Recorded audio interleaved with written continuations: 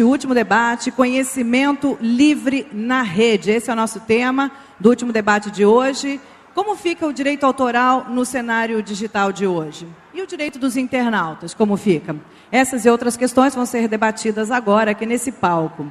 Nós temos agora o nosso webconferencista, direto da Suécia, o Peter Sand, é um dos criadores do The Pirate Bay, que vai falar da sua experiência aqui para a gente. Aliás, ele está vendo e ouvindo o nosso evento, acompanhando desde o início. Peter Taksomike, obrigado por estar com a gente desde o começo. E agora eu vou chamar aqui para o palco, então, os nossos debatedores. O Gustavo Anitelli, produtor do Teatro Mágico e um dos porta-vozes também do Música para Baixar. O Sérgio Amadeu, professor e ativista do movimento Software Livre. Ronaldo Lemos, do Creative Commons do Brasil. O Jefferson Assunção, secretário adjunto da Secretaria da Cultura do Estado, e o nosso mediador, que é o Luiz Alberto Cassol, que já está aqui, diretor do Lecine, diretor também da Cinemateca Paulo Amorim. É isso com vocês, terceiro e último debate. Cassol, a casa é sua. Tá tudo bem, vamos conseguir uma carteira para o Jefferson, tá aí.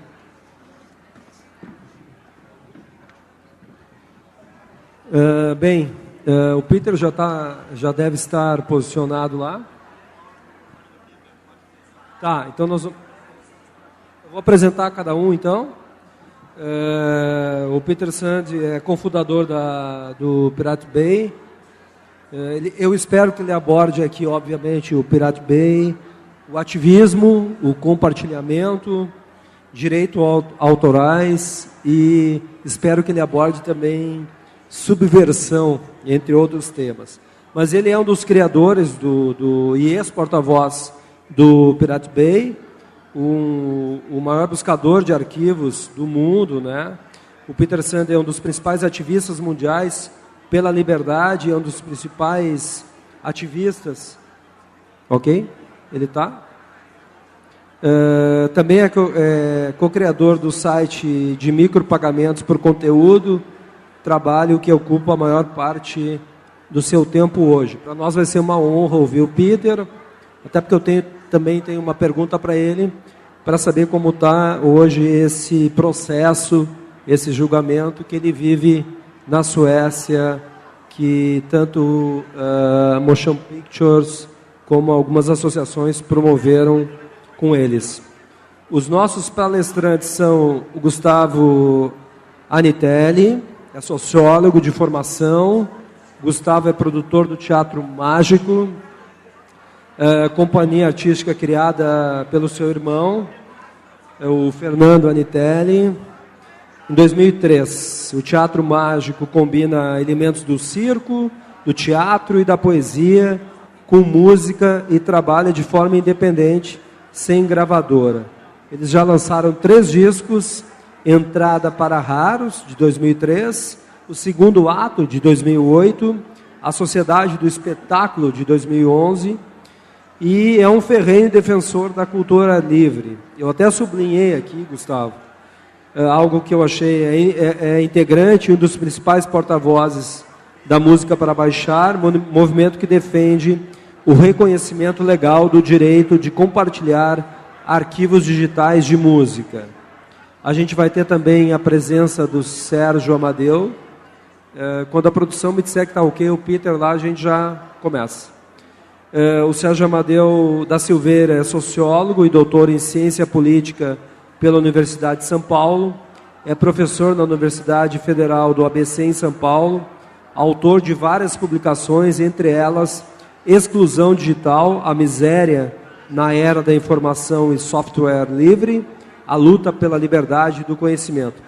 Militante do movimento Software Livre, foi um dos grandes implementadores dos telecentros na América Latina e presidente do Instituto Nacional de Tecnologia da Informação da Casa Civil da Presidência da República do Brasil. Em sua gestão, o Instituto assumiu a Secretaria Executiva do Projeto Casa Brasil de Inclusão Digital. E ele participou do Comitê de Implementação do Software Livre, uma iniciativa para incentivo do uso do software livre pelo poder público. O Ronaldo Lemos Tem a formação em Direito, novas mídias e novas possibilidades de produção cultural, converge na trajetória do Ronaldo. São 36 anos, isso é legal, né? Vem a idade do cara quando o cara se apresenta. Diretor do Centro de Tecnologia e Sociedade da Fundação Getúlio Vargas e único latino-americano a integrar a coordenação do Creative Commons, organização sem fins lucrativos, que deu um nó no direito autoral ao disponibilizar licenças jurídicas legais e simplificadas para o compartilhamento e uso do conhecimento. Ronaldo Lemos dirige o Centro Cultural do Banco do Brasil desde 2004, quando a licença foi adaptada ao país. Em 2006, fundou o site colaborativo Overmundo. Foi um dos principais articuladores do Marco Civil, tem sido uma marca dos debates aqui. Então, foi um dos principais articuladores do Marco Civil na internet, projeto que ainda aguarda a votação na Câmara Federal. Ronaldo Lemos também é membro do Conselho de Comunicação Social, órgão auxiliar do Congresso Nacional e autor de livros como Tecnologia, o Pará reinventando o negócio da música. E por fim, para encerrar a nossa primeira mesa, e aí abrir para vocês, o Jefferson Assunção, que é secretário adjunto da Cultura do Estado do Rio Grande do Sul. Ele foi secretário de Cultura em Canoas e coordenador geral de livre leitura do Ministério da Cultura. Ele é autor de vários livros, entre eles Homem e Massa, a Filosofia de Ortega, a sua crítica à cultura,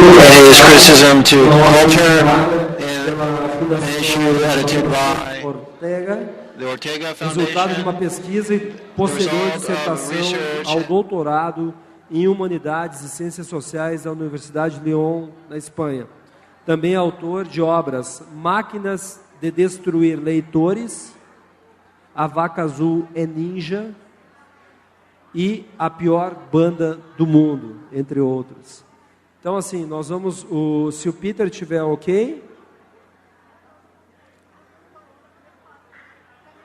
Ok? Então, Peter, please. Ok, Peter. Peter, por favor. Vê se...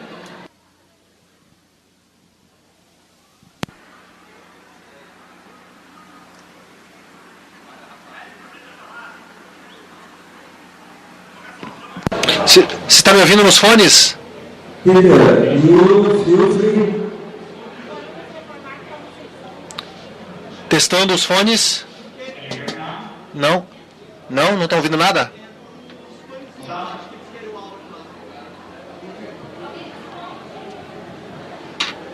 Ok. Testando aqui. Melhorou? Não.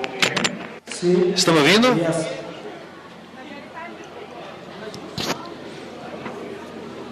Pode falar, Peter. Nós estamos todos aqui. Peter, you can speak.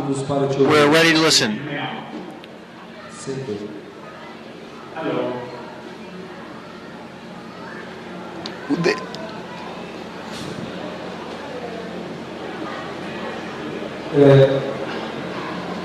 Peter, are you hearing us? Pedro, você está nos ouvindo? Eu estou te ouvindo. Você está me ouvindo? Portuguese, you translate. Okay, you can talk. You can talk now. Your time. Você pode falar. Eu posso falar agora. Oi a todos. Meu nome é Peter. Espero que estão me ouvindo bem. Eu queria te falar um pouco sobre a minha pessoa, o que estou fazendo.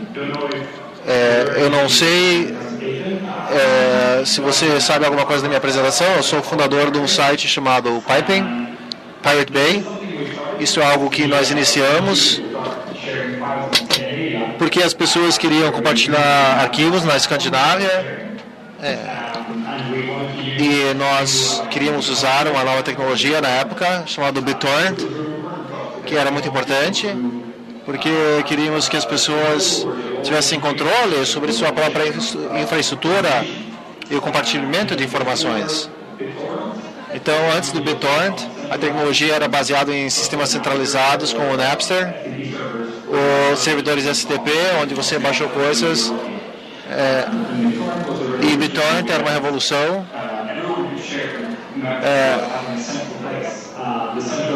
sem ter um local central. O local central estava lá só para facilitar, mas não era necessário. A razão que eu me envolvi é porque eu acredito muito no compartilhamento de arquivos, é uma paixão minha já há algum tempo.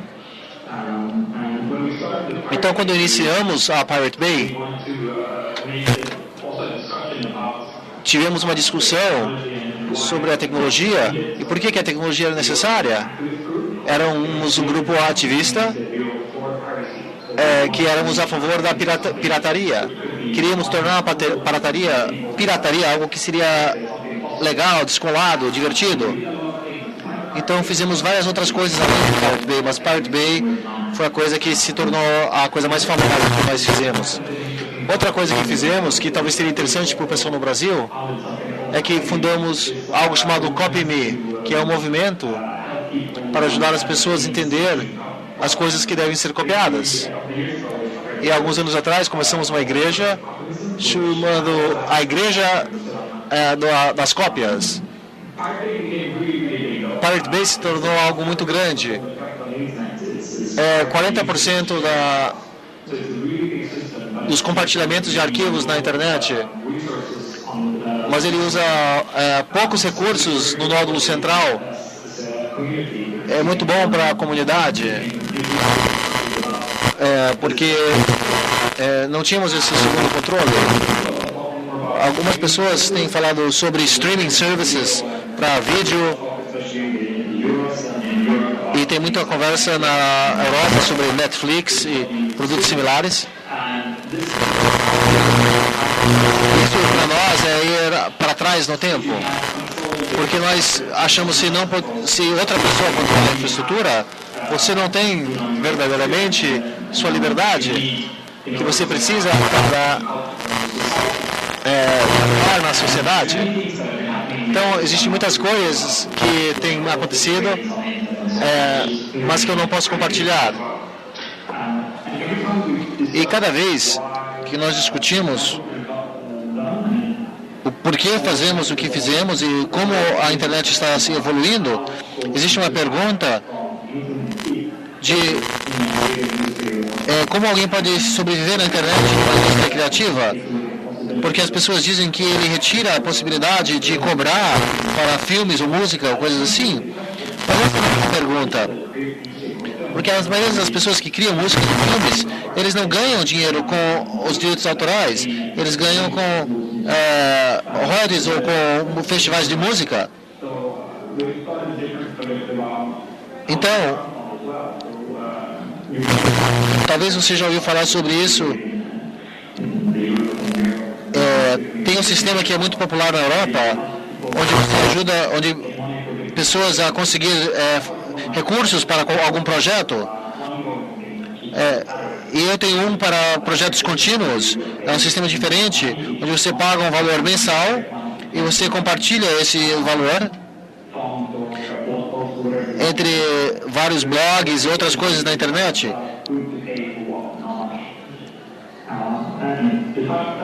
E além disso, já fizemos vários projetos com o projeto de tomar controle da internet. Cada vez mais as empresas grandes estão controlando a infraestrutura dos dados. E tem duas empresas grandes americanas que estão controlando a infraestrutura, decidindo o que você pode ou não pode escrever.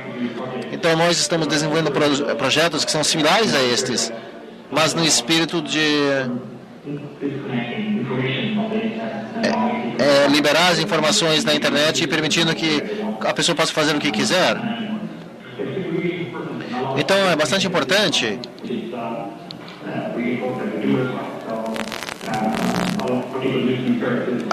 as pessoas usam os serviços para fazer coisas que eles não podem fazer em outros países. E muitas pessoas apoiam a ideia. Eu acho que a internet é muito boa, tem muitas coisas positivas na internet, mas eu tenho medo do que está acontecendo com a centralização de algo que é de outra forma descentralizada. Eu estive envolvido com o Nordeste, onde eu posso de repente ir para a cadeia, voltar para a cadeia. É isso. E existe um partido pirata no meu país também.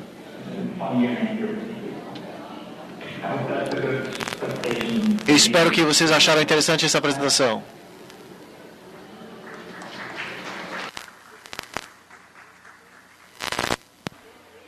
Thank you, Peter. Muito obrigado, Peter. Vou passar agora para o Gustavo. I'm going to pass you, the table to Gustavo to mention his experience and reminding todas as pessoas para perguntas. Gustavo. Queria agradecer a todos e todas presentes, o convite dos organizadores do Conexões Globais, enfim, queria agradecer também a oportunidade de estar nessa mesa aqui com figuras tão bacanas, principalmente, enfim, o Peter, um dos criadores do Pirate Bay, um site tão relevante, tão importante para o avanço do compartilhamento no mundo, e na internet a dinâmica é muito rápida, né? Então, a gente falar num site de compartilhamento hoje é uma coisa, mas falar na época que eles construíram é algo completamente diferente, assim. Então, é muito bacana, assim. No final da fala dele também ele chama a atenção para o controle que a internet vem, para o controle que os governos vêm tentando construir com grandes empresas privadas sobre a internet. Isso é uma coisa super importante, uma bola aí que a gente deve levantar. Provavelmente o Sérgio deve abordar isso também na fala dele. Enfim, eu sou produtor do Teatro Mágico, sociólogo, também mestrando. Estou terminando meu mestrado, tenho que entregar para o meu orientador até sexta-feira, no caso é o Sérgio. Já está pronto, já. Falta só alguns detalhes, mas, enfim, a gente chega lá. Então, eu vou contar um pouco minha experiência como produtor da banda Teatro Mágico e também o que eu venho descrevendo nesse mestrado e qual o acúmulo que a gente vem tendo aí sobre o mercado da música.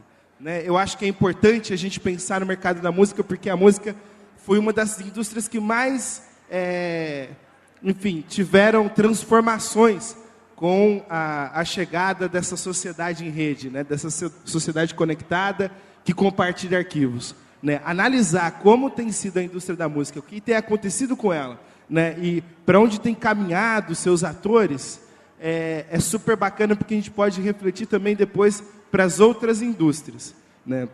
Vou contar rapidamente aqui minha história.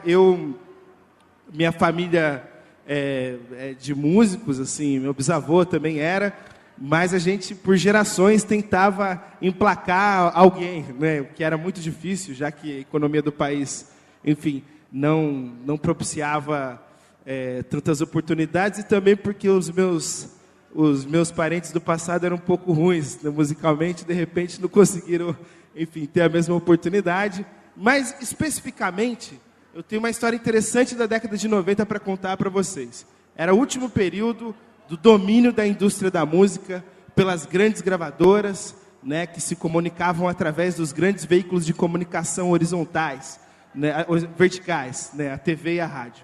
Né. 5 grandes multinacionais controlavam o mercado da música. Né, detinham o poderio para gravar o CD, fazer a produção artística, detinham as relações político-sociais para fazer essa música rodar na rádio e na TV, né? Detinham as prensadoras e as gráficas para imprimir a música, já que essa música chegava nas pessoas exclusivamente pelo seu formato físico, né? Ou seja, você comprando um disco, comprando um CD, ou ouvindo o que esses programadores das rádios e das TVs passavam. Né? Portanto, a música estava absolutamente na mão desses. Assim, num país que, enfim, a imprensa tem uma importância de legitimidade muito grande, né? Eram esses senhores engravatados que definiam o que ia fazer sucesso e o que não ia. Né? Naquele momento, eu vivo uma história na minha família onde meu irmão passa metade da década tentando arrumar um contrato com uma gravadora e a outra metade tentando se sair desse contrato com a gravadora. Porque quando ele arrumou, a gravadora falou assim, olha, o que está na moda agora é ska. Então você tem que fazer ska. E ele não tocava ska, e ele, enfim, acabou não querendo ceder para a gravadora, e, enfim, ficou engavetado. Porque também, se não gravasse CD em algum outro lugar, e pudesse distribuí-lo em fábrica, em loja, e indo para as lojas, a sua música também não chegaria no público. Portanto, ele ficou engavetado, né? Com a virada do milênio, a gente tem uma revolução na comunicação, uma revolução que é essa tal dessa sociedade em rede. E, enfim, eu acho até redundante eu falar aqui o quão revolucionário foi esse processo. Mas, para pontuar, assim, agora os atravessadores culturais saíram dessa conexão direta do público com o artista, né? Assim, o Teatro Mágico foi uma banda que, passo a passo, construiu uma relação com o seu público, né, em comunidades, numa relação mais horizontalizada, onde o público dialogava direto com o artista, baixava as músicas gratuitamente, né, e a banda capitalizava de uma outra forma, né, capitalizava nos shows, capitalizava vendendo outros produtos, como o Peter colocou aqui também, né. Os artistas nunca ganharam dinheiro com a venda de CDs, né, e agora continuam não ganhando tanto, mas pela sua possibilidade de comunicação com o público, podem ganhar muito dinheiro em outros lugares, né, e podem divulgar a sua canção. Quem perdeu de fato nesse processo foram as gravadoras, mas elas estão ganhando por uma outra saída do dinheiro, que vai ser o final da minha fala, que eu já adianto aqui para vocês. Mas para voltar para a historinha, essa revolução da comunicação trouxe um processo fundamental, não só para as bandas iniciantes, né? Tem inclusive um rapaz chamado Chris Anderson, que ele lança um livro chamado A Cauda Longa. Ele vai dizer o seguinte: olha, agora nós vamos viver a era das bandas de nicho. Agora cada um vai se conectar com a sua banda preferida e a gente vai ter uma série de pequenos nichos, vai ser o fim do artista de massa, né?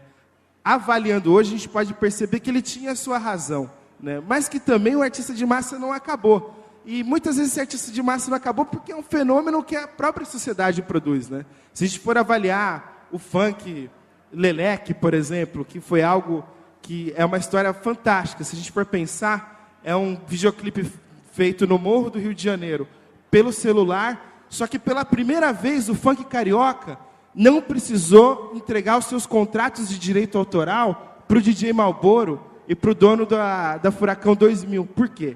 Esses dois DJs eram donos das rádios que tocavam no Rio de Janeiro. Para minha música tocar, a música existir, né, não adianta eu tocar, as pessoas precisam ouvir. Então, os funkeiros davam as músicas para os donos das rádios, eles viravam donos, e a música tocava e, de repente, ele fazia sucesso. Mas perdia a legitimidade de arrecadar com essa música. Os meninos do Leleque, independente do que eu acho da música ou não, eles colocaram direto na rede. De repente, fez um sucesso, Neymar faz comemora a dança do Leleque, enfim, só gostar, e estão aí, virou um modelo de negócio, estão fazendo show, estão ganhando a vida assim. O Leleque não é um exemplo isolado, né? Se a gente pegar um outro exemplo interessante, a gente pode pegar, sei lá, o Michel Teló, né? Com esse grande fenômeno artístico que é Ai, Se Eu Te Pego. Quer dizer, isso foi uma questão muito interessante, porque, de repente, o Michel Teló virou um artista internacional. E o Michel Teló nunca teve uma estratégia para conquistar o mundo. Por que ele virou um artista internacional, de repente? Por conta da internet. Porque as pessoas gostaram da música, enfim, começaram a fazer dancinha, enfim, começaram a fazer um monte de videoclipe, reproduzir tudo isso, e, de repente, ele se torna um artista internacional. Ou seja, do artista pequeno, do mediano, e até aquele artista que já era da indústria, porque o Michel Teló já era da indústria, já era dos rodeios, desse mercado, já era um artista grande, todos esses se aproveitam da internet, né? O conhecimento livre ele é importante, não só ideologicamente, mas assim, economicamente, ele é um modelo satisfatório para todos os artistas que estão no mercado, até os mais capitalistas, ou aqueles que mais acumulam, né? Então, a rede, o modelo de compartilhamento vem comprovando essa história. O que é interessante a gente observar é o seguinte: então por que tem tanto barulho, né? Quem está perdendo dinheiro nessa história, de fato, né?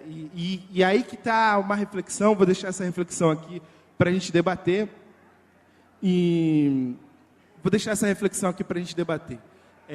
No final da minha pesquisa, a gente foi descobrindo algumas coisas e fomos pesquisando esses agentes que estão dentro do mercado e aonde estão capitalizando. Então, por exemplo, a gente observou que os artistas que antes não ganhavam com o CD, continuam não ganhando tanto, mas capitalizam muito mais com shows, capitalizam mais com outros produtos, né? A gente, no Teatro Mágico, por exemplo, quem é nosso público e acompanha, sabe que a gente fez um lançamento vendendo um baú, que tem uma revista, um livro contando a nossa história, CDs, camiseta. A gente já vendeu, esse baú custa cerca de R$300, a gente vendeu cerca de uns 300 baús. Se a gente fizer a conta, a gente jamais chega nesse número do ponto de vista de faturamento financeiro se a gente vender esse CD, né? E o mais engraçado, que coisa mais antiga que é vender um baú? O que tem mais de antigo de vender um baú, né? Assim, é uma coisa absolutamente antiga. A gente dá a música, mas a gente pode capitalizar de várias outras formas, no show, em outros produtos, enfim. Então, o que a gente vem percebendo? Os artistas vêm capitalizando mais, porque antes não ganhavam tanto em outros produtos, não ganhavam em merchandising, e não ganhavam tanto em direito autoral. O direito autoral vem crescendo muito a arrecadação e vem retornando para o artista de uma forma como nunca retornou, né? Isso é muito importante. E onde está esse retorno do direito autoral? Nos shows, né? E também na execução de rádio e TV. Então, essa história de que o artista não está ganhando direito autoral é uma falácia, né? É uma falácia. Quem perdeu foi a gravadora. A gravadora não repassava essa verba para o compositor, para o autor. Ao mesmo tempo, como o mercado de shows cresceu muito, os artistas e compositores estão ganhando muito mais. Então, a gente vê os artistas ganhando muito mais nesse sentido, as produtoras também, né? E as gravadoras perdendo a sua força, né? Perdendo a sua força de intervenção, e as editoras ganhando força. As editoras dessas gravadoras. Por quê? A arrecadação de direito autoral vem crescendo, nos últimos 10 anos ela cresceu quase mais de 3 vezes. É um crescimento muito alto. Isso também comprova que o mercado de shows tem crescido muito. Se a gente fizer um comparativo da década de 90 para hoje, um show da década de 90 custava cerca era um valor equivalente a um álbum. E hoje, uma apresentação é muito mais do que o valor de um álbum, né, de um CD numa loja. Portanto, o que a gente identificou no final do processo, né? Construindo um mapa de hoje, a gente enxerga que os artistas têm capitalizado de várias outras formas e capitalizado mais com suas apresentações ao vivo. As gravadoras perdem força, as editoras ganham cada vez mais força, porque ganham dinheiro sobre o direito autoral, e quem tem ganhado muito dinheiro é o ECAD, né? É o ECAD, porque a arrecadação de direito autoral tem subido assustadoramente, assim, assustadoramente, né? Algumas pesquisas comprovam alguns dados, mas a gente não, como não temos acesso às contas dessas gravadoras, a gente não pode afirmar com tanta clareza. Mas teve um colega do ECAD, da UBC, né, que me afirmou categoricamente, disse que eu poderia colocar no meu mestrado, que cerca de 80% do faturamento de uma gravadora grande hoje no Brasil vinha do direito autoral. A gravadora, hein? Não era nem só a editora, era a gravadora. É óbvio que eles não colocam isso nos relatórios deles. Eles estão colocando quanto que eles têm acumulado com venda de CD, com venda de música na internet, mas eles não estão dizendo isso. Para finalizar, eu vou dizer como é que a gente percebeu isso, né? A gente colocou uma música na novela agora, Flor do Caribe, uma música, inclusive, de um trovador do Rio Grande do Sul, Pedro Munhoz, que vai se apresentar aqui, inclusive. É uma música em homenagem ao MST, uma música lindíssima. E o Teatro Mágico tinha regravado, o diretor da novela gostou, resolveu colocar. O Pedro falou, pode colocar, se não mudar a letra. Não precisava mudar a letra, lindo, maravilhoso. Foi lá na íntegra, super bacana. A gente fez um contrato com eles que era o seguinte, tudo bem, a gente põe a música aí na novela de vocês, mas nós queremos que o nosso público continue baixando a música. Eles olharam para a gente e falaram assim, sem problema. Tá, daí eu fui fazer uma reunião com eles, eles começaram a contar para a gente como que alguns artistas do sertanejo deles também distribuem os CDs dos seus shows. CDs que são distribuídos pela Som Livre, mas eles mesmos distribuem nos shows sem o menor problema e sem a menor crise. Ou seja, a própria Som Livre, de uma maneira ou de outra, assume que o problema para ela não é a música ser baixada, ou não é nem o CD ser distribuído nos shows. Aonde eles estão capitalizando não é aí. Eles capitalizam no direito autoral. Portanto, para finalizar minha fala, esse é um momento muito interessante, né? E é um momento onde todo mundo pode capitalizar mais, né? Eu não estou aqui no debate... Eu acho importante a Globo, por exemplo, pagar os direitos autorais. Eu acho que é possível todo mundo capitalizar nesse momento, né? Mas é também importante a gente identificar onde estão esses gargalos para que a gente consiga construir um mercado da música mais democrático, amplo e plural para os artistas e para as pessoas também. Valeu, obrigado, um abraço.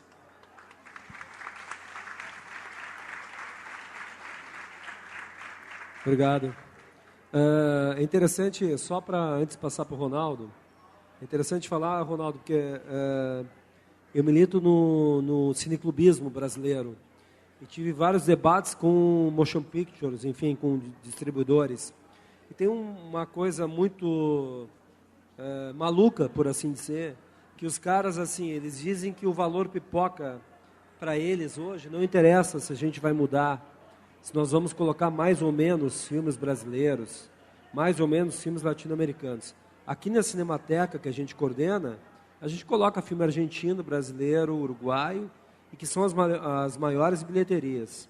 Debatendo com um dos caras da distribuição, hoje ele disse tranquilamente assim, Cassol, é o seguinte, a gente ganha com o valor pipoca, né? Todo mundo sabe, o valor pipoca o que é? O cara chega no shopping, estaciona, já é um pagamento. Aí ele sobe, vai pagar a Coca-Cola, a pipoca, vai pagar uma... A última coisa é o ingresso de cinema. E para eles isso está posto, né? Então, se a gente não debater também a distribuição de filmes, o acesso aos filmes e a democratização do público audiovisual, a gente não está debatendo nada. E a web tem essa possibilidade da gente debater isso. Mas, enfim, Ronaldo, vamos. Bom, primeiramente, é muito legal estar aqui de volta a Porto Alegre. Eu queria agradecer todo mundo do Conexões Globais pelo convite, em especial o Marcelo Branco, inclusive pela concepção do evento, essa coisa de alternar debates com cultura. Se você não gosta do debate, foge para a cultura e vice-versa. Então, acho isso muito bacana e é um momento muito importante de estar aqui. E sempre bom falar aqui do lado de todo mundo, ouvir o Anitelli, ouvir o Sérgio, ouvir o secretário, vai ser tudo muito interessante. E o que eu queria falar um pouco hoje, primeiro, queria dividir a minha fala talvez nas boas notícias e nas más notícias. As boas notícias eu acho que a gente já sabe. A internet trouxe a possibilidade de que as pessoas possam criar, as pessoas possam produzir a sua própria ideia, participar dos debates públicos, falar e ser ouvido. Então, eu acho que isso é algo que é uma mudança muito importante no curso da história. E essas mudanças, elas trazem desafios. Eu acho que o que o Anitelli falou aqui, da nova forma de arrecadação de direitos autorais, de distribuição de direitos autorais, é uma preocupação que está na cabeça de todo mundo hoje, porque antes era só um grupo muito pequeno de pessoas que criava. Hoje você tem uma invasão de pessoas que têm um computador, que têm um tablet, que têm um celular e estão produzindo alguma informação, algum conteúdo. Na música, isso é algo quase que flagrante. Antes, para você ser um músico, você precisava ter acesso a estúdios caros, a instrumentos que nem todo mundo podia comprar, a redes de distribuição que limitavam a circulação da música.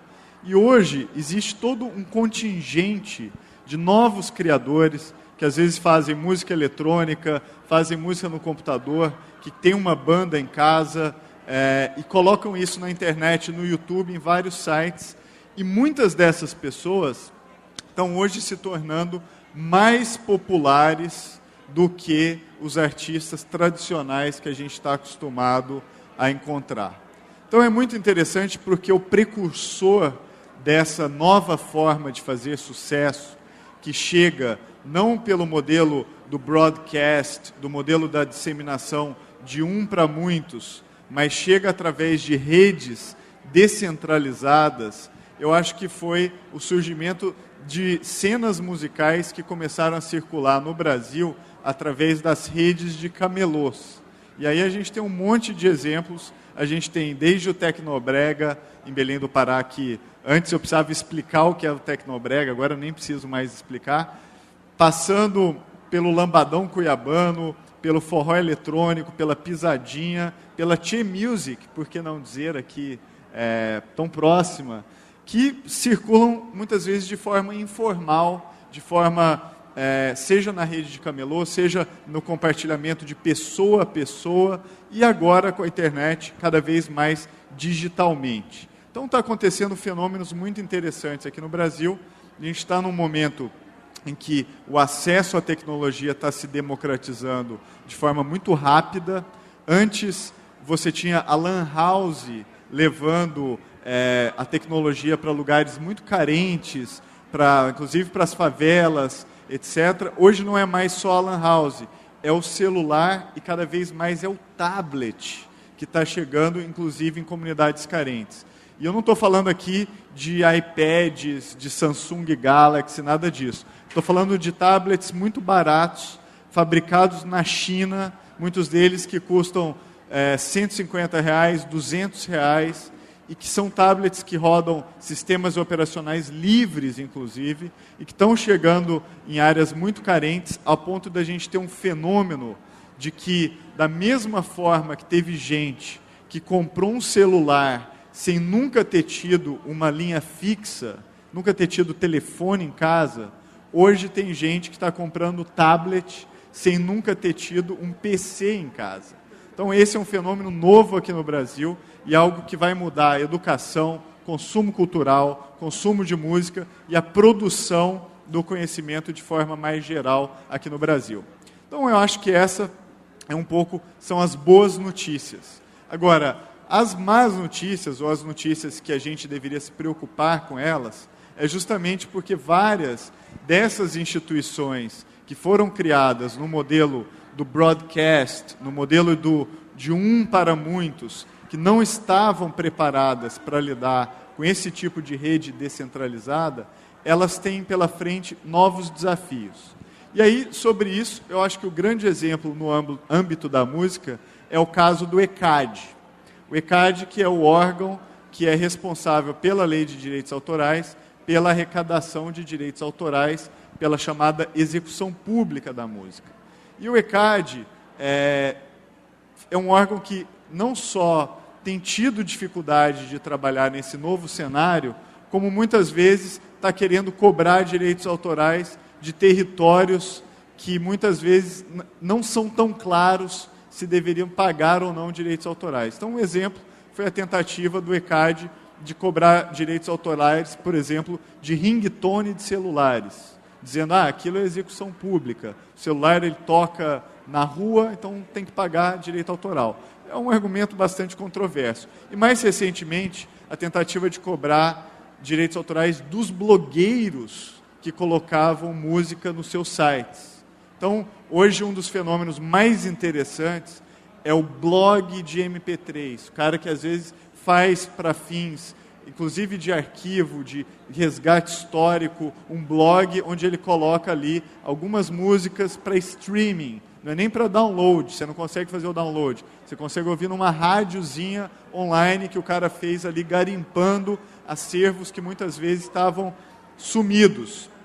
E o ECAD, há pouco tempo atrás, falou, não, eu vou cobrar direito autoral desse cara que faz esse uso pequeno do direito autoral, muitas vezes ele não ganha absolutamente nada com aquilo, faz aquilo por prazer, e aí teria que pagar direito autoral por aquele motivo. Então, esse tipo de, vamos dizer, tentativa de cobrar desses novos territórios, muitas vezes mostra a inadequação dessas instituições mais tradicionais de lidar com esse novo cenário onde todo mundo pode criar e todo mundo pode, inclusive, distribuir a música. E aí, para completar, poderia falar muito sobre o ECAD aqui, só duas coisas. O ECAD foi condenado agora, há algumas semanas, pelo CAD. Não são primos, né? Um é o ECAD, o outro é o CAD. O CAD é o órgão que cuida da defesa da concorrência aqui no Brasil. E o ECAD foi condenado por formação de cartel e abuso de posição dominante, inclusive ao barrar novas associações de artistas de poderem se filiar ao ECAD. O ECAD ele não é de ninguém, ou ao menos ele não deveria ser de ninguém. Se nós aqui, muitos de nós que somos criadores, que fazemos música, queremos criar uma associação para arrecadar direitos autorais, nós temos esse direito. E o ECAD deveria reconhecer esse direito de novas associações, inclusive desses novos criadores que chegaram pela internet, de ingressarem no sistema de arrecadação de direitos autorais. O fato é que ele não estava permitindo isso, não deixava que novas associações ingressassem no sistema, e com isso, o CAD, ao apreciar essa situação, achou que ele estava abusando da sua posição dominante, inclusive multando o ECAD em 40 milhões de reais por conta dessas práticas. Então é algo que eu acho que foi uma espécie de sacudida no sistema de direitos autorais, mostrou a necessidade de aumentar a transparência, a eficiência, a inclusividade de novos artistas no sistema, e hoje há uma lei em discussão no Senado Federal para tratar de uma nova configuração do ECAD, uma nova regulação do ECAD que seja muito mais inclusiva, transparente, eficiente do que essa regulação que hoje muitas vezes falha com os novos artistas. Com os velhos artistas, muitas vezes está tudo certo, continua recebendo, recebe lá o seu dinheiro, mas e os novos criadores? E os criadores que estão chegando pelas redes de camelôs, pelo YouTube, pela internet, que estão ficando populares através dessas redes? Será que eles estão sendo considerados pelo sistema ou será que eles estão sendo tratados de uma forma marginalizada, uma forma que não condiz, inclusive, com o seu grau de popularidade? Então, por exemplo, será que os Leque está recebendo os seus direitos autorais dessa imensa popularidade da música? Será que a banda Desejo de Menina, de forró do Ceará, que agora está bombando na internet, está também recebendo os seus direitos autorais como deveria? E aí eu poderia citar inúmeros artistas que não estão no rádio, não estão na televisão, mas estão nessas outras redes, e são artistas que têm, às vezes, 30 milhões de visualizações no YouTube, 40 milhões de visualizações.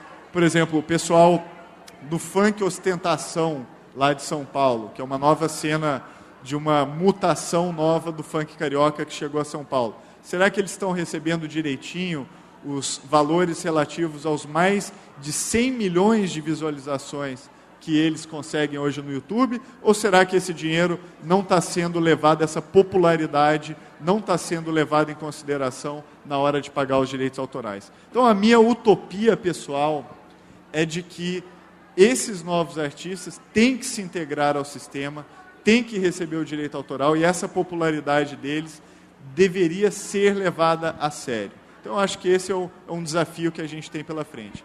Para completar, eu gostaria só de chamar a atenção para uma situação que está acontecendo agora, nesse momento lá em Brasília, que é uma decisão que a Anatel está para tomar com relação à internet brasileira. E é uma situação que eu acho que não está na mídia. Hoje teve um artigo na Folha de São Paulo, mas eu não sei nem se os outros jornais falaram sobre essa questão, mas a Anatel, por meio de uma resolução administrativa, está propondo que os dados de conexão dos usuários, os chamados logs de acesso, sejam guardados por 2 anos. E isso é um problema muito grave para a questão da privacidade. Imaginem só uma ligação de Skype que você fez 2 anos atrás, um chat que você fez e achou que ninguém mais tinha registro daquele chat em algum lugar, guardado o registro dele de 2 anos atrás pelos provedores de internet, e aquele registro acessível à justiça, a litigâncias privadas, seja lá o que for. Eu não estou falando aqui do conteúdo da comunicação, estou falando do registro de que aquela comunicação aconteceu. Isso é um assunto que estava em debate no Marco Civil da Internet, um projeto de absoluta importância para a liberdade na rede aqui no Brasil, projeto que inclusive surgiu no âmbito do Ministério da Justiça, surgiu na sociedade, foi uma demanda da sociedade brasileira para que a gente tivesse uma proteção à privacidade, uma proteção aos direitos constitucionais da internet, e projeto esse que está hoje parado no Congresso. E aí, esse projeto que regularia essa questão dos logs com uma série de salvaguardas, hoje está sendo, vamos dizer, sobreposto por uma decisão administrativa que está em debate hoje em Brasília e que a Anatel deve estar tomando essa decisão, inclusive agora, enquanto a gente está nesse debate aqui. Então, faz sentido o Brasil deixar uma resolução administrativa passar na frente da lei? Eu acho que não faz nenhum sentido, ao meu ver, inclusive inconstitucional. Então, para a gente fechar e para o debate, acho que tem que estar no momento fundamental de que vamos tratá-la com um viés criminal, criminalizando, ou vamos tratá-la com um viés construtivo, criativo e colaborativo. Isso que está em jogo e vale a pena ficar de olho que essa decisão é bastante importante. É isso aí, obrigado.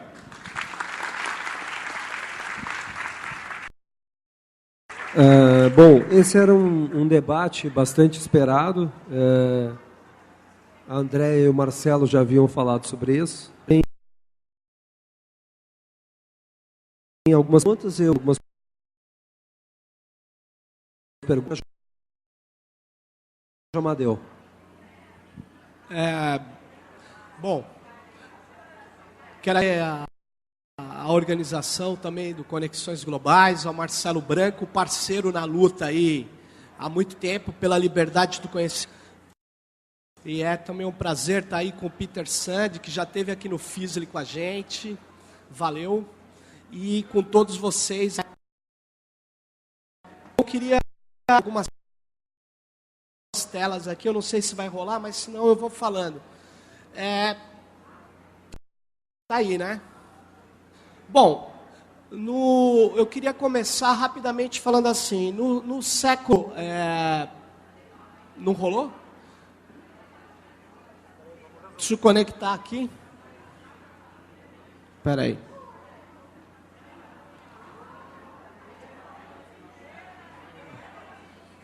Não está aparecendo, é isso? Tá.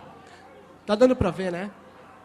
Tá, então é o seguinte, antes de falar disso, eu queria falar uma questão sobre a música. No século XVIII, 1700 e abobrinha, não importa quando, não fazia o menor sentido você ser dono de uma música. Queria chamar a atenção de todos. Não fazia, e tanto é que ninguém era dono de música.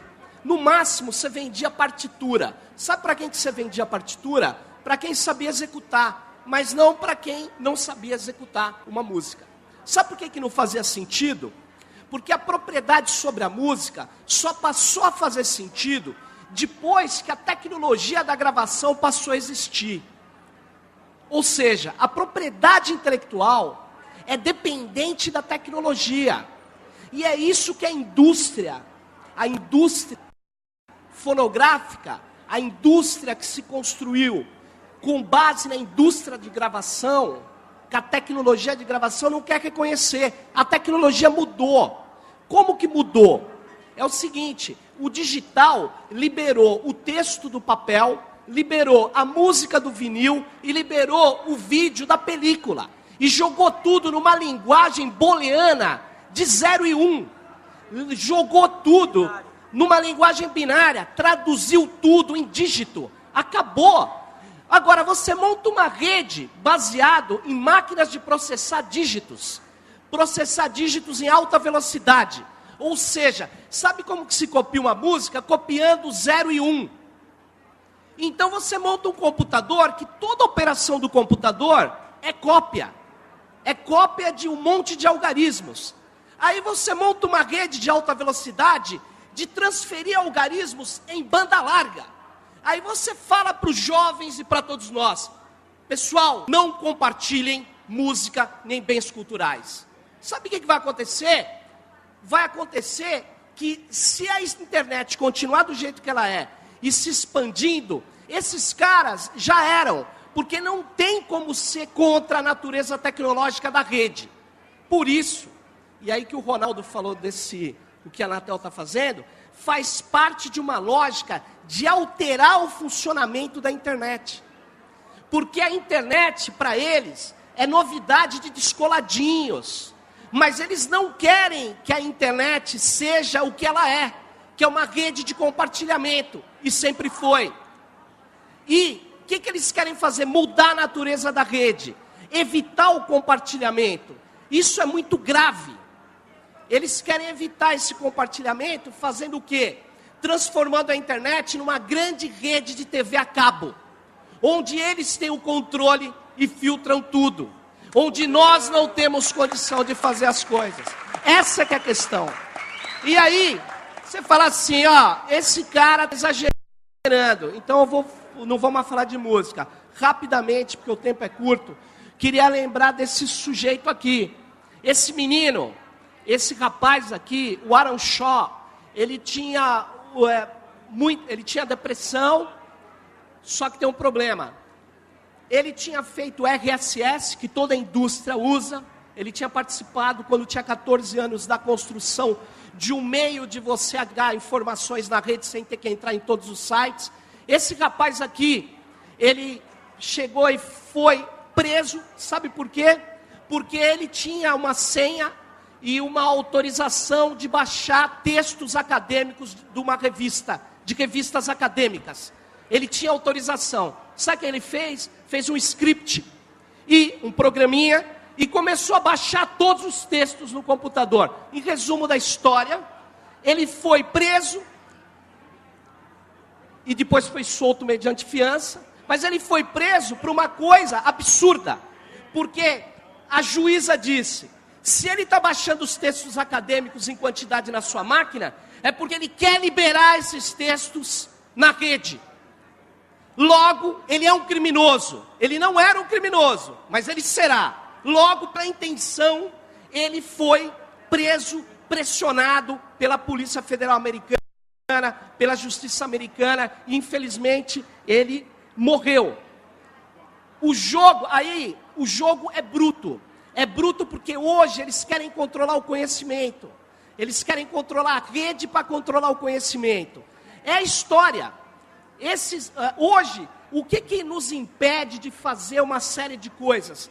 Baixou a barreira de entrada de criar ciência, de criar tecnologias, de criar cultura. Baixou a barreira de entrada. Essa máquina que todos nós operamos está na África, na Ásia, no Brasil, está nos Estados Unidos, está na Europa. Então, como que eles têm que controlar? Agora não é mais controlar poços de petróleo, minas de carvão. Sabe qual é a base da sociedade da informação? A própria informação. Então eles querem controlar o conhecimento. E aí, repare o que está acontecendo. Olha só, Yahoo processou o Facebook por quebra de patentes. Você fala assim, o que o Facebook vende? Aparelhos, máquinas. O Facebook é uma rede social. Que patente ele poderia ter quebrado? Uma patente de web? Uma patente que era, na verdade, uma solução de propriedade intelectual para bens reprodutíveis em escala industrial. Não, patente não é mais isso. Patente é algoritmo. Patente sobre equação. Patente sobre descoberta. Uma aberração. Aí, qual que é a solução que o Facebook tem? É simples. Ele entrou na guerra. Comprou 750 patentes da IBM. Patentes de software. Sabe para quê? Para um trollar o outro. Milhões de dólares. Por que a Google comprou a Motorola? Se a Google tem um sistema operacional baseado em Linux de celular que passou a concorrer com a Apple, por que ela comprou então uma empresa se ela tinha em mais de 32 empresas o sistema operacional dela? Mas ela não comprou a Motorola porque ela queria vender aparelho. Ela comprou, na verdade, 17 mil patentes da Motorola para jogar contra a Apple, quanto a Apple jogar contra ele. Na verdade, é um jogo de anulação. Não tem nada a ver com criatividade. É uma guerra de patentes. E, na verdade, olha o que está acontecendo. Essa lista de patentes é uma lista de 2011. Olha o que está acontecendo. Se você pegasse essa lista 20 anos atrás, você ia pegar só empresas do mundo industrial. Agora, olha quem lidera. IBM, 5.866 patentes. Patentes, a maioria delas patentes de software, patentes de algoritmo. Olha quem vem abaixo. Samsung, terceiro lugar, Microsoft, e vai. Empresas de tecnologia da informação, patenteando coisas muitas vezes óbvias para impedir que esse conhecimento seja utilizado e amplamente recombinado por todo mundo. Na verdade, eles estão fazendo patentes até sobre dados agora. E essas patentes, as ridículas, eu faço questão, vou passar 3 ridículas aqui, para vocês entenderem. Você sabe que a Amazon queria impedir que as pessoas usassem um banco de dados disponível na web, que a gente chama de carrinho de compras. Ou seja, isso é a patente 0807891 no escritório de patentes dos Estados Unidos. Ou seja, veja, uma solução óbvia é patenteada. Para quê?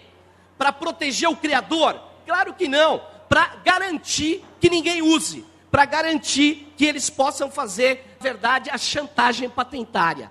Sistema e método de ensino em computador baseado em testes. Se você fizer um testinho da sua escola de inglês, se o Brasil aceitar patente de software, nós temos que aceitar esse tipo de aberração. Se eu fizer um teste online, isso está patenteado. Claro. Por quê? Porque eles gastaram milhões de dólares para bolar isso. Não, porque eles querem trollar você. Porque as patentes hoje são feitas para bloquear o fluxo do conhecimento. Um clique para compra na internet. Um clique. Não pode, é patenteado. Quer dizer, é coisa de maluco. Ou seja, e a patente pior é essa, ó, um método, instrumento de transmitir energia e dados usando o corpo humano. Isso aqui é a famosa patente defensiva. Ninguém tem isso. Ninguém tem isso. Mas na hora que a gente inventar lá na Universidade Federal do ABC, a transferência neuro de nanotecnologia para bots, para equipamentos, sabe o que vai acontecer? Esses caras entram e falam assim, a patente disso é minha. Então isso é grave. Isso aqui não tem nada a ver com, na verdade, produção de conhecimento. E o que mais me preocupa, repare que o mundo não tem como evitar, a biotecnologia avança. E sabe, ela avança usando a mesma técnica do software proprietário, com licenças. Repare, isso aqui, eles criaram, por exemplo, o salmão geneticamente modificado. Esse salmão não é mais reprodutível pela natureza. Ele virou uma coisa que é produzida em laboratório. E o código-fonte disso é controlado por uma empresa. E isso vai ser cada vez mais comum. E sabe o que acontece? As patentes de controle genético geram também o troll de patentes. O que é um troll na rede? É um cara que te pentelha, é um cara que enche o saco. O troll de patentes são escritórios especializados em impedir que você crie algo. O que ele faz? Na hora que você estiver numa pesquisa criando algo, ele vem e fala assim, você está violando 8 patentes. E no caso de patentes, há a típica inversão do ônus da prova. Eu tenho que provar que não estou violando. Então, repare, a luta pela liberdade do conhecimento é uma luta extremamente importante. Ela é uma luta na rede e é uma luta dos códigos. Repare isso aqui para você ver como é grave. Na verdade, existem várias pesquisas em biologia, como do câncer de mama, como uma série de cânceres que afetam as mulheres, que a combinação genética para você pesquisar aquilo, ela está, na verdade, patenteada. Nenhum laboratório pesquisa, só um. Então, reduz a qualidade e a quantidade da inteligência coletiva que está se organizando para resolver aquele problema. Então, a situação é muito grave.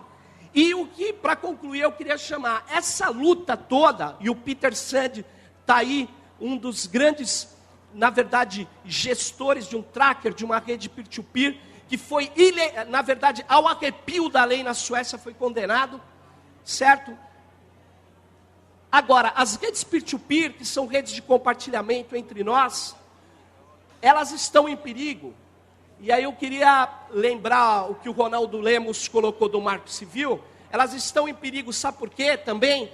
Se as operadoras de telefonia, os caras que controlam os cabos, não mais que 8 conglomerados no mundo, dois desses conglomerados controlam 80% do tráfego de internet no mundo em seus cabos.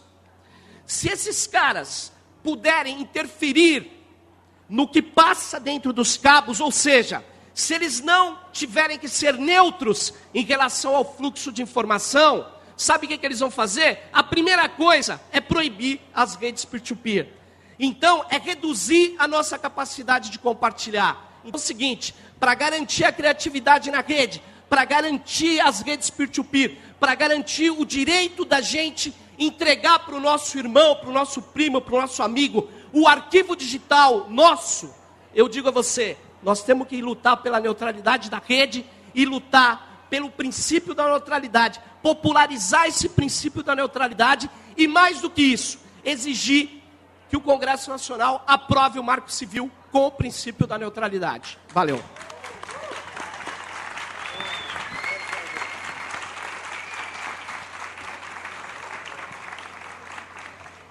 Obrigado ao Sérgio. O Jefferson vai fazer a apresentação agora. Tem que trocar de lugar.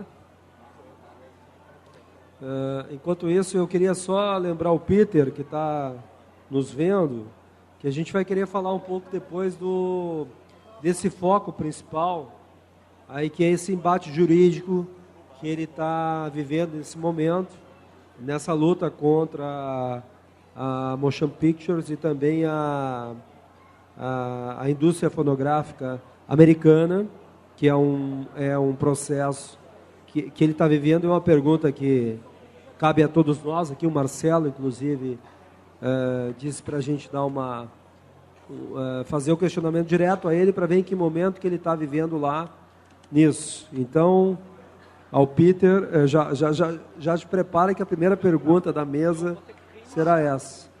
Jefferson Assunção, ainda estamos? Vamos só esperar para ver se vai entrar na tela aqui. Olá, que tal?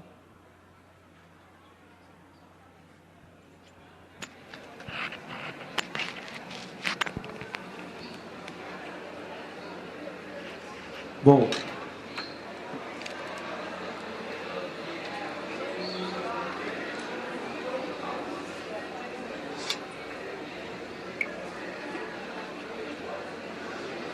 Marcelo, quer passar algumas... Marcelo, o André, alguns recados aqui na sequência, porque vai acontecer. Até aqui está pronto o Jefferson com a apresentação. Jefferson has a presentation. É coisa rápida.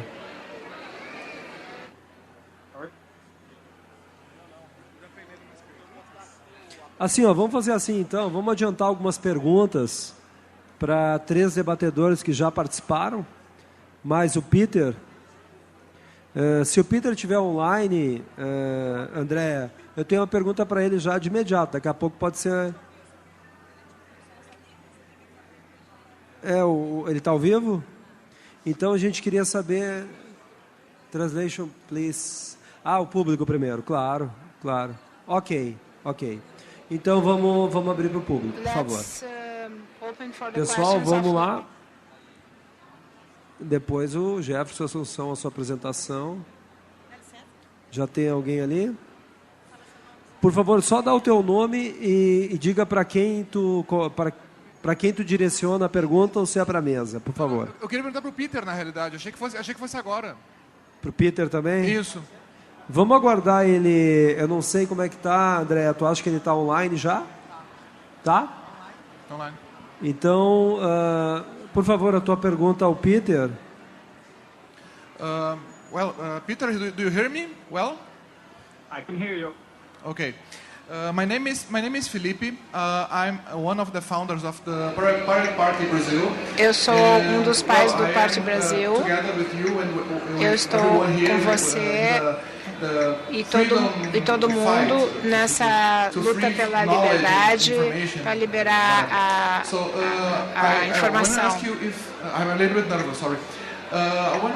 Eu gostaria de perguntar se as pessoas que lutam por essa liberdade têm a sua vida ameaçada ou algo do gênero, se você ou seus colegas no Pirate Bay se sentem ameaçados pela indústria. The industry have lots of power and economic power to defend themselves and even e tem muito poder para se defender e até para matar pessoas, se eles quiserem, ou perder as pessoas.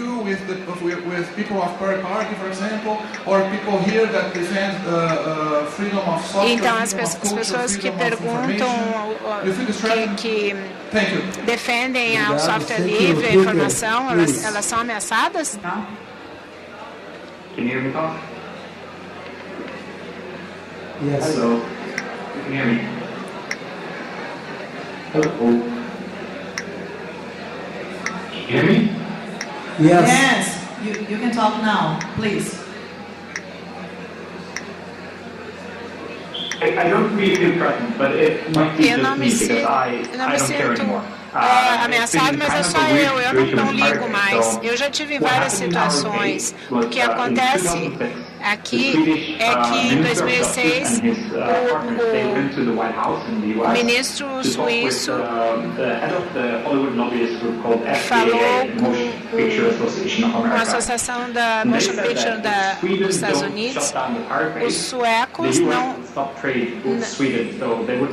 fazem mais comércio com os Estados Unidos, não fazem mais, não compram mais CDs, então a Suécia não quer mais comprar dos Estados Unidos. Então a Casa Branca e até tentaram atirar no Pirate Bay, mas os suecos não aceitaram isso. E depois, de 3 dias, eles protestaram. O que aconteceu depois disso, eu não sei se alguém viu o filme na TV, mas a polícia que investigava e o ataque, ele trabalhava para a Universal durante a investigação. Ele era responsável para coletar as provas e ele trabalhava para a companhia inimiga. E aí nós temos um caso com um juiz onde o diretor-chefe do site também estava envolvido. Então é um grande problema. Você pode ser julgado por crime de copyright. Essa indústria é muito pesada com dinheiro.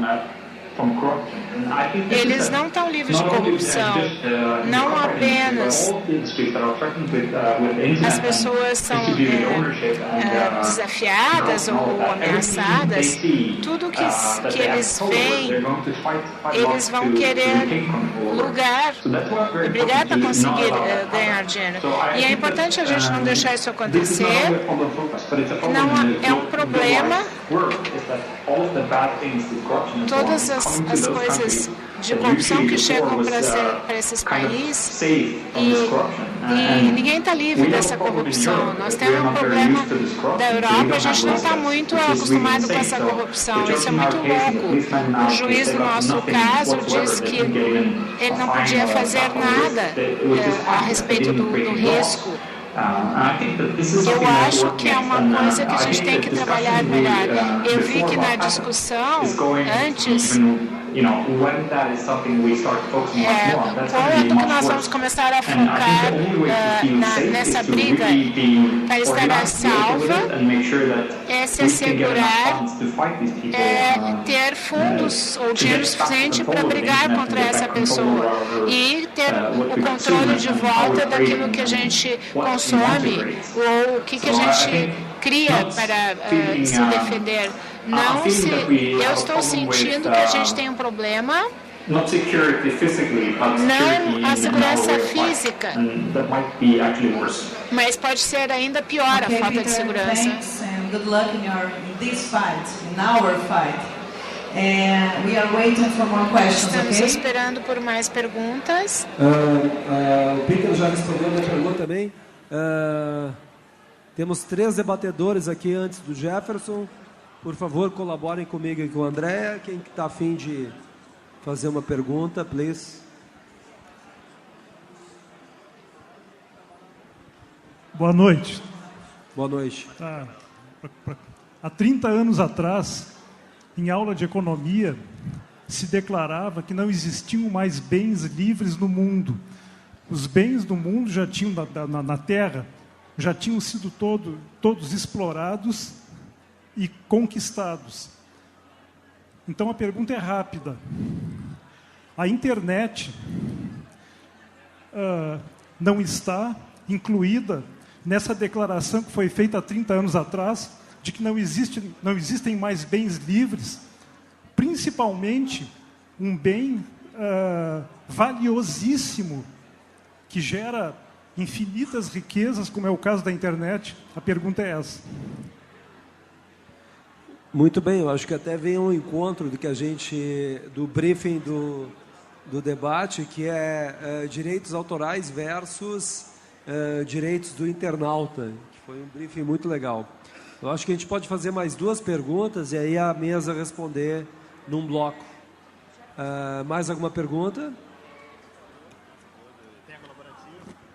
Lá no fundo.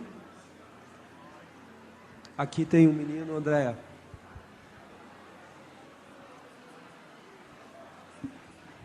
Oi? Tá. Meu nome é Pedro, sou estudante de jornalismo na Unifim.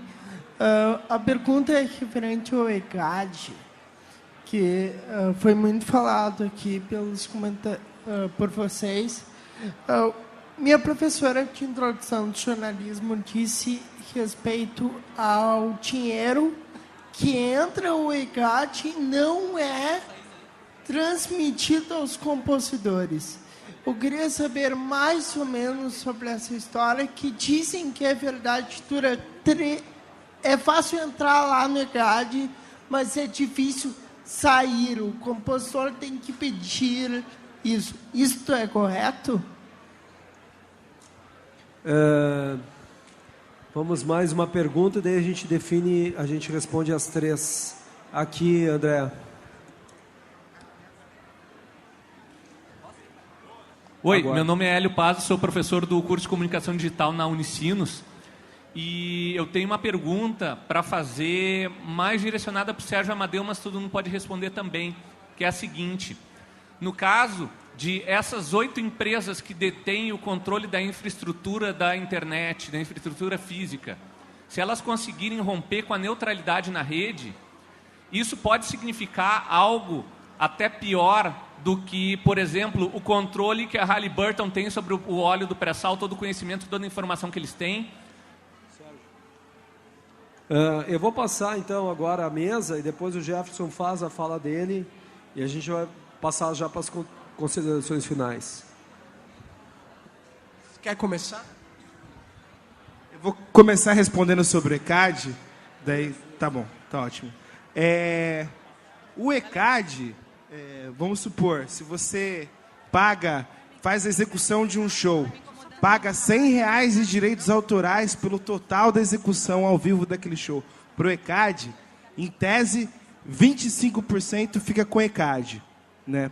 Só que o ECAD é uma rede construída não só pelas associações que estão dentro do ECAD, mas pelas editoras das gravadoras. Então, 25% fica na mão do ECAD. Quando vai retornar para você, a maioria dos artistas tem contrato com a editora. Então, 25% do que ia retornar para o artista também fica na mão de uma dessas editoras. Se é uma gravação de uma música que uma gravadora fez, tem mais porcentagem que é retirada pela gravadora. Então, no final das contas, a porcentagem é muito pequena do que volta para o autor. Agora, o que é mais absurdo não é nem só o retorno do show ao vivo, porque no show ao vivo o que acontece? O cara vai lá, tira uma nota, eu paguei R$100 por esse show, o ECAD está vendo que é R$100, ele tem que retornar aquele dinheiro. Por exemplo, uma coisa muito absurda é a distribuição financeira que se dá pela execução radiofônica. Como é que funciona isso no Brasil? Eles separam em 5 grandes regiões e falam o seguinte: olha, nós arrecadamos um montante de R$1 milhão aqui nessa região. Quem vai ganhar esse dinheiro? Vai ganhar as músicas mais executadas, ou seja, as músicas que mais tocaram na rádio. É uma inversão de valores, né? Geralmente o Estado ele está para consertar certas desigualdades do mercado, mas eles pegam o dinheiro do pequeno e do médio e dão para as músicas mais tocadas. Muitas vezes as músicas que estão pagando as rádios para serem executadas, ou seja, você paga o dinheiro do jabá e a corrupção numa mão para receber o bolo de todo mundo na outra. Bom, Sérgio, eu te pediria para responder em 30 segundos para poder passar para o Jefferson.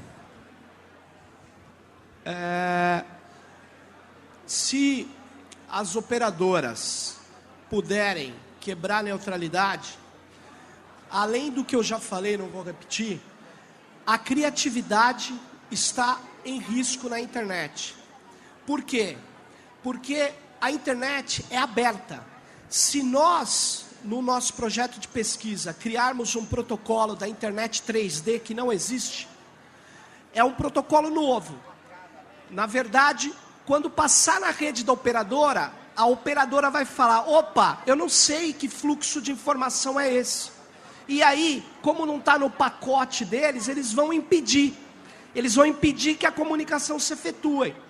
Logo, nós e toda a criatividade, os inventores, vão ficar na mão das operadoras de telecom. Então é muito mais grave do que o monopólio do aço, o monopólio do petróleo, o monopólio das fontes de energia. Sabe por que é mais grave? Porque eles vão, a partir da comunicação em dados digital, que todo mundo vai ter que fazer, todo mundo está fazendo, eles vão, ao controlando os cabos, eles vão buscar controlar o fluxo do conhecimento. Então é muito grave mesmo. Por isso que nós temos que defender com unhas e dentes a neutralidade da rede. Só queria falar também com relação a essa questão, que internet faz parte da infraestrutura do país. O Brasil hoje está discutindo o gargalo dos portos, o gargalo dos aeroportos, das estradas, da eletricidade. Só que tão importante quanto essa questão é a questão de regular a internet, já pensando que ela é parte da infraestrutura do país. Então, a MP dos portos, que foi passada a semana passada, deveria ter o mesmo esforço que foi empregado, por exemplo, pelo governo para passar a MP nos portos, para passar o Marco Civil, porque o Marco Civil trata dessa infraestrutura que é essencial para o futuro do desenvolvimento do Brasil, que é a internet. Graças. Agora, Jefferson Assunção, secretário adjunto da Cultura. E eu já peço, Marcelo, para os internautas fazerem perguntas aqui, já para a gente chamar. Jefferson. Bom, boa noite, então, a todos e todas. Eu não sei se vai aparecer aqui, mas eu vou falando. Primeiro, começar que a gente dizendo que nós estamos vivendo esse momento de desmaterialização dos suportes da arte, com muitos impactos na área da cultura. Ao mesmo tempo, nós vivemos uma era de convergências, né, a era do E, em que não é isto ou aquilo, né, mas isto e aquilo, como dizia o ex-ministro Gilberto Gil. É um momento de coexistência e convergência, né, condição de possibilidade para ultrapassar também uma cultura binária.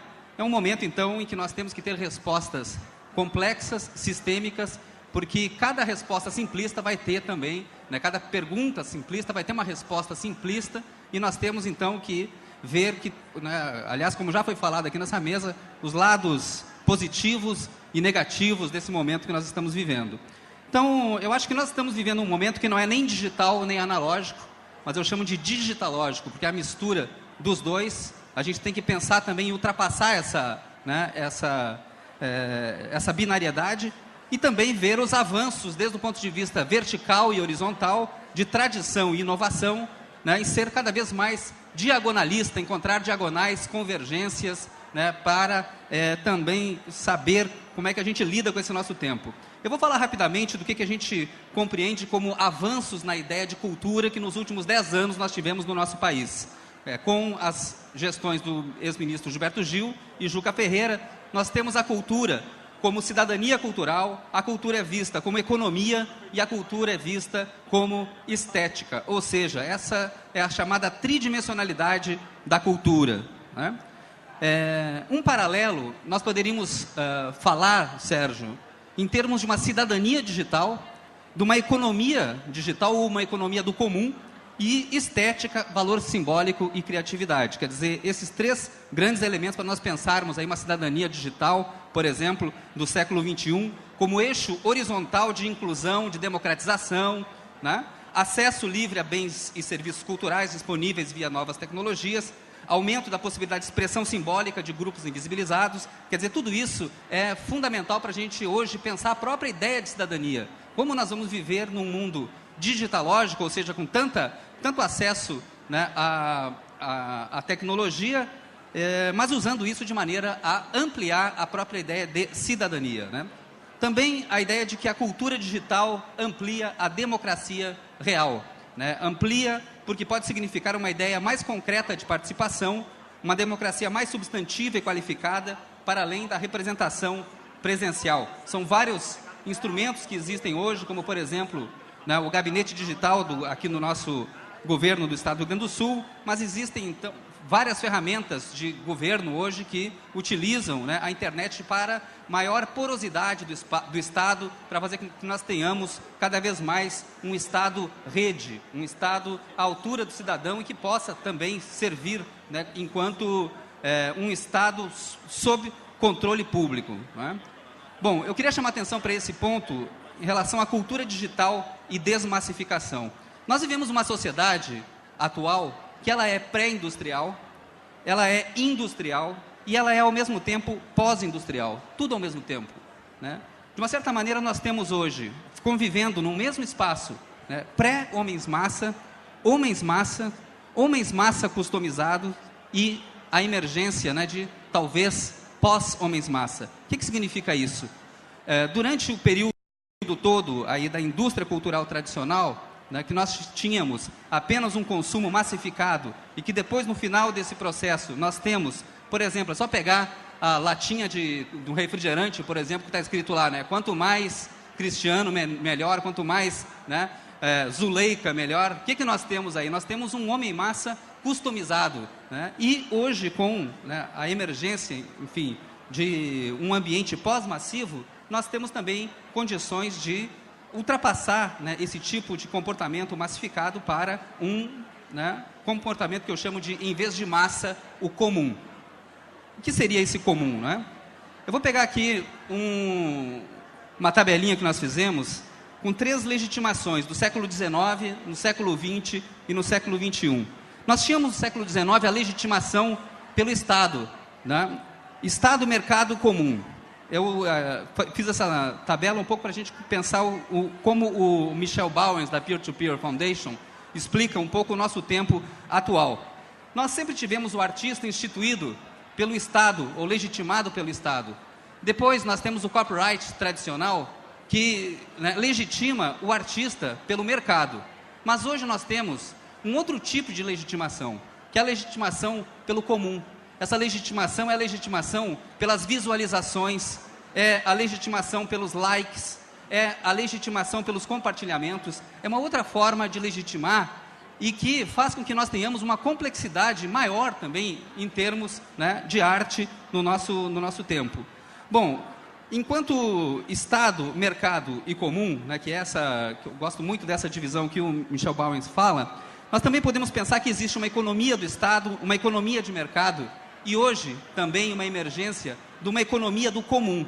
O que é essa economia do comum? É a economia que vem exatamente desse outro tipo de legitimação, desse outro tipo de forma, dessa outra forma de trocas simbólicas que nós estamos vivendo hoje, ponto a ponto, pessoa a pessoa, descentralizada e que traz também, enfim, muita coisa para nós pensarmos, né? Se nós temos então essa legitimação do Estado, a legitimação do mercado, né, e hoje, como o Ronaldo Lemos falava, né, nós temos aí a legitimação também aí pelo comum, nós temos que pensar o que isso tem de positivo, o que isso tem de negativo, como é que nós compreendemos, né, essas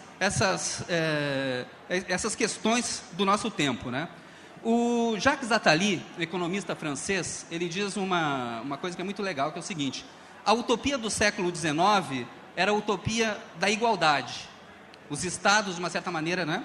Nós temos a utopia da liberdade, que é uma utopia do mercado, e a utopia do século XXI, para ele, é a utopia da solidariedade.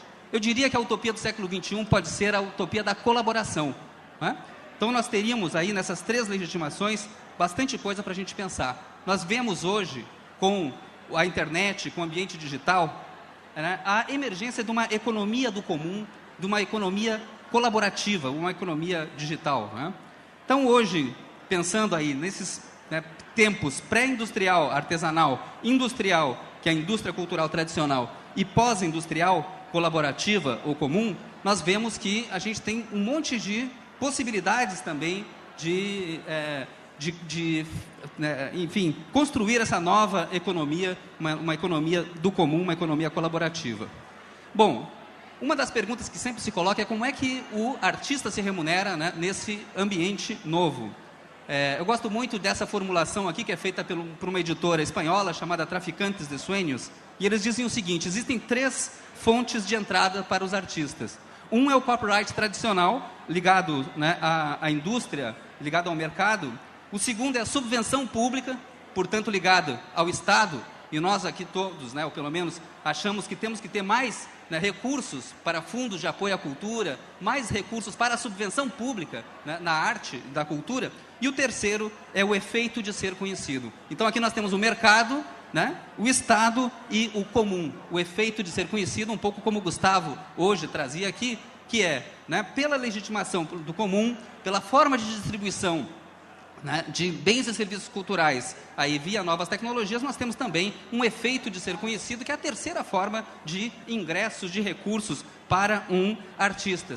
Uma maneira que eu acho adequada de nós enxergarmos esse nosso momento, Ronaldo, é exatamente, né, um pouco como tu traz os pontos positivos e negativos, é que nós temos que encontrar soluções exatamente para um momento que tem, né, necessidade da gente pensar o copyright tradicional, ele não vai acabar, né, a subvenção pública, ampliar a subvenção pública e ampliar também o efeito de ser conhecido. Quer dizer, essas 3 grandes, né, áreas, de maneira com que a gente tenha cada vez mais possibilidade, então, de, dependendo do interesse de cada artista, utilizar, seja a subvenção, seja o copyright restritivo, seja o efeito de ser conhecido. A verdade é que nós vemos também que, com essas transformações recentes, nós temos uma série de incertezas e também, né, cada vez mais pessoas, artistas utilizando licenças livres e colaborativas para, então, ampliar esse efeito, né?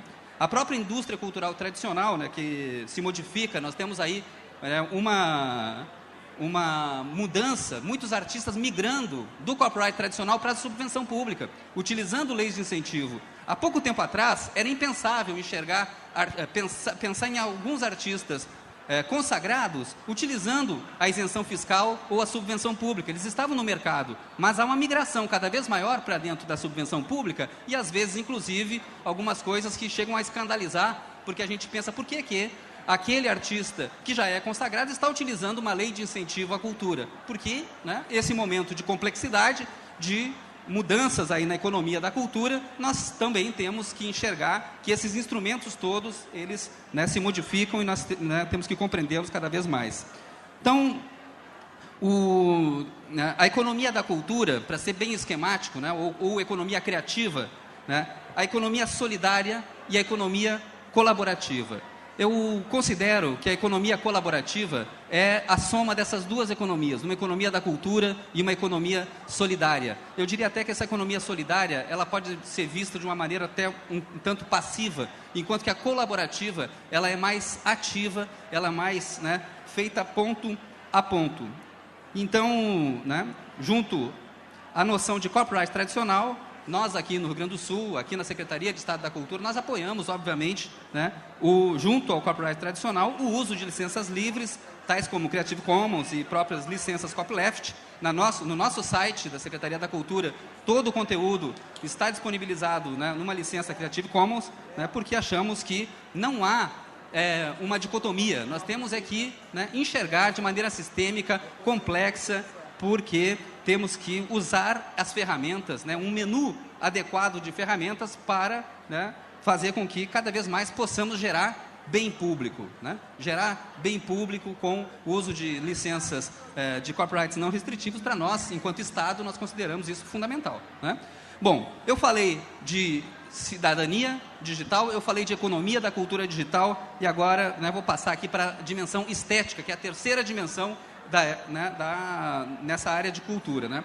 Então, a cultura digital também nessa dimensão, ela permite maiores avanços, né, em relação à estética, até porque nós temos hoje recombinações, nós temos a emergência de periferias que antes não se expressavam com tanta possibilidade, né?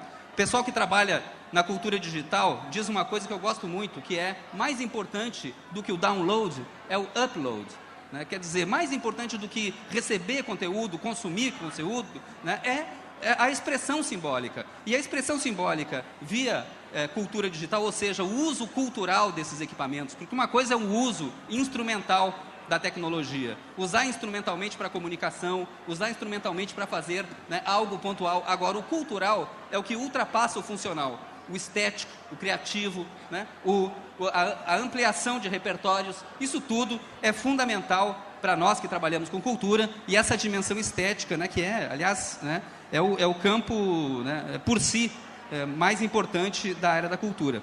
Importante que a gente compreenda que cultura, né, então, se potencializa num ambiente de facilitação de trocas.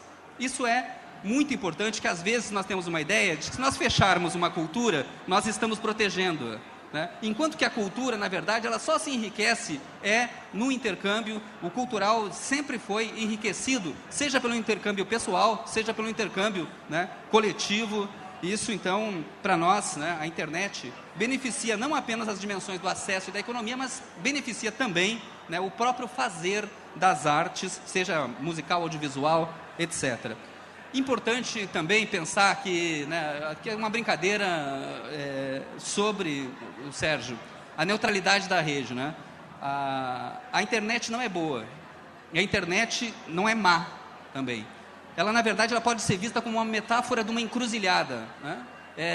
Assim como, né, um eixo monumental, que é uma metáfora usada para o eixo monumental de Brasília, né, é um espaço de equiprobabilidade, né, utópico, não lugar, capacidade também de brasileiração antropofágica do mundo.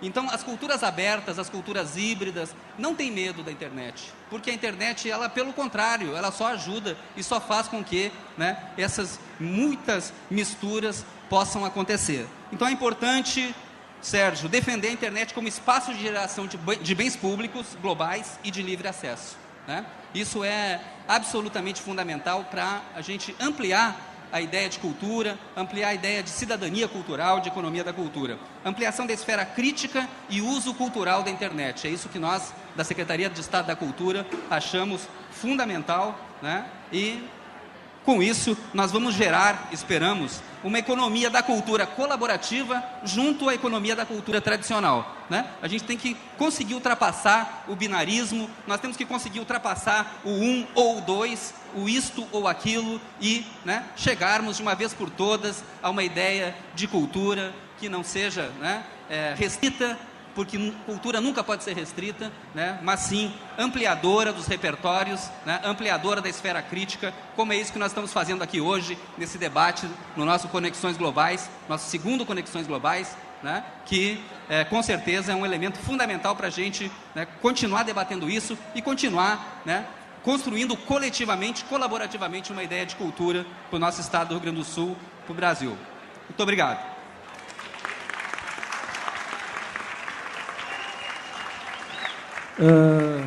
Obrigado, Jefferson. Só para dizer, já veio mais uma pergunta aqui pela web. Está tudo sendo gravado, então estará disponível. Vamos passar para o Peter agora para fazer o encerramento. Se o Peter tiver... Peter, can you hear us? Are you there? Peter, everybody wants to hear you again once more time. Okay.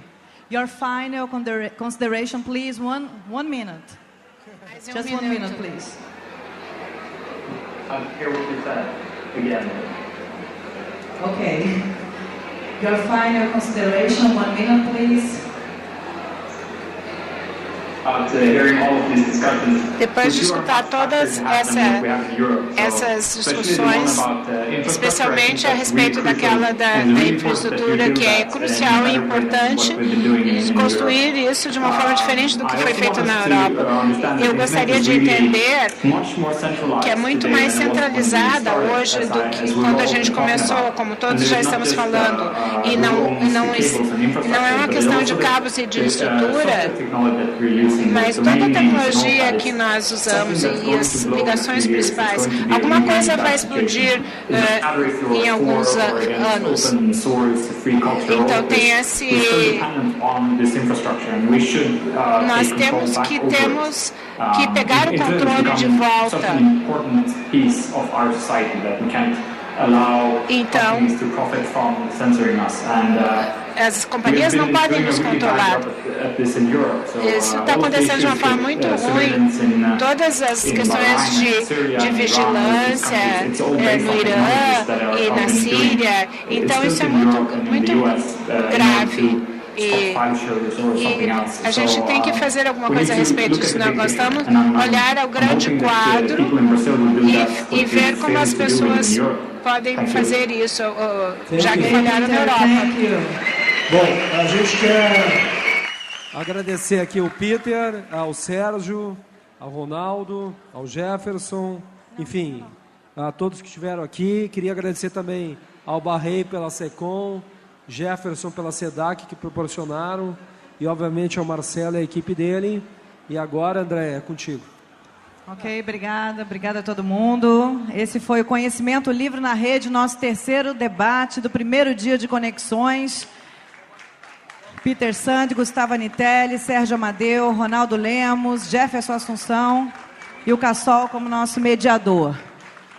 Bom, na verdade, o próximo show agora, o Maltin, vocês podem ir devagarinho para lá enquanto eu dou as informações sobre amanhã, porque ele ainda vai dar uma aquecida. O show não vai começar de imediato, mas vai começar loguinho. Bom, hoje nós tivemos aqui 3 debates: cybercultura e ética hacker, democracia 2.0 e conhecimento livre na rede. Também a gente teve o show Bella Stone, o show do Maracatu Truvão, e agora a gente vai ter o Jorge Maltner. E amanhã a programação do Conexões Globais também continua cheia. Deixa eu chegar mais perto aqui que está difícil. Está me pegando? Tudo certo? Bom, no Diálogos Globais amanhã, às 14 horas, teremos a mesa Internet como Direito Humano. No segundo debate, por volta de 16 horas, sobre as redes e movimentos culturais 2.0. E para fechar o Diálogos, na sexta-feira, a mesa é Movimentos Sociais na Era da Internet. No palco do Conexões Culturais, nós teremos 3 shows. Às 3h30, o show do Lote 3, com Karina Levitan. Às 5h30 é a vez do Pedro Munhoz. E fechando o dia, às 19h30, o show de Frank Jorge. Então, esperamos todos aqui. Quem estiver aqui pertinho em Porto Alegre, vem para a Casa de Cultura Mário Quintana, que você não vai se arrepender. E quem estiver em casa, acompanha a gente pelas redes. Não só acompanha, mas também participa, né? Porque o Conexões Globais é hiperlinkado.